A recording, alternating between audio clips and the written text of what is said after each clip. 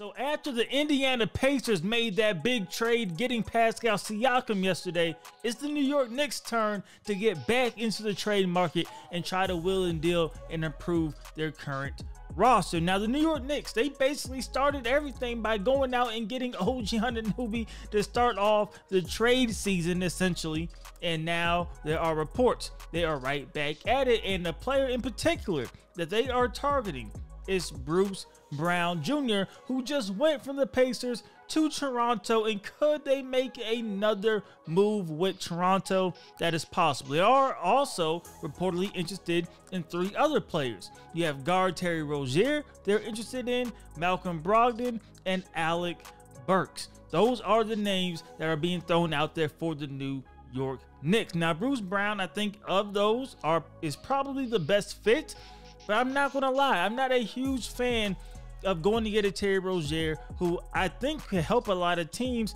but I just don't want another smaller guard alongside Brunson. I don't think that will be in the best interest really of the New York Knicks. I'm not a huge fan of that. Malcolm Brogdon, that intrigues me a little bit depending on what you have to give up, and then Alec Burks. Now what we're hearing is that the potential players that the Knicks will want to give up is Quentin Grimes, who is a young guy who still has potential. We know he can shoot the basketball. I think he will have some interest. And Evan Fournier, who is essentially going to be a salary dump. He does have a team option next season for $19 million. I don't see any team that is picking that up. So that'll be a salary dump if a team is just trying to get rid of some salary cap space. So they do have some flexibility. When it comes to the draft picks, they do have plenty of draft picks to try to, maneuver and trade if possible. So I'm taking a look right now at the draft picks. There are a ton.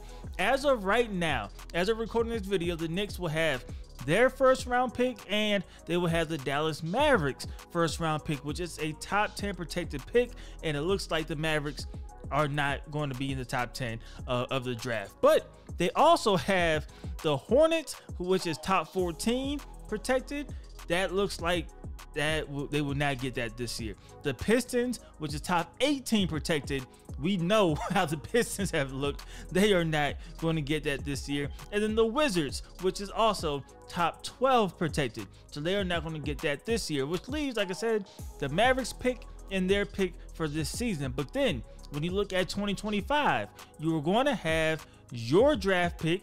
You're going to have the Milwaukee Bucks, which is protected top 4, but Milwaukee should not fall off that much. So now those 2 draft picks on top of having, this is where it gets crazy, the Hornets, the Pistons, and the Wizards all in 2025, because like I said, it's not going to be, you're not going to get it this year. That is not going to be fulfilled. It'll be pushed back till next season. That is a ton of ammunition when it goes out there and trying to make a move, because the assets are there. Quentin Grimes is going to be treated like a player with potential, right? He was a 25th overall pick. I'm not sure if he will be viewed as a first round pick, probably still a second rounder, but he's a guy that a team will potentially take a chance on, right? He's a guy that can shoot, and anytime you can shoot, I believe he's a 38% career 3-point shooter. You will get looks. You will get looks. And I like Quentin Grimes. I think he's a solid piece. But those draft picks, that is the main selling point.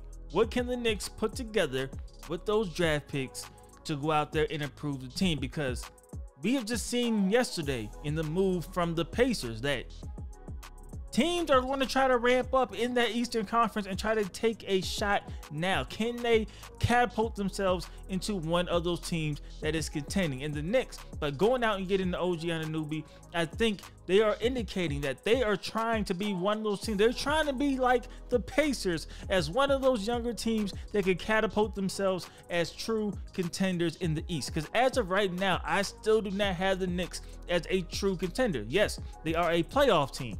No, I don't view them as contending in the playoffs to advance far or to try to win a championship as currently constructed. But with all of those draft picks that I just said, you could definitely change that, and it will not take that long in order for that change to actually happen. Is Terry Rozier the answer? I don't know. Alec Burks the answer? Not so much in my opinion. I do like Malcolm Brogdon.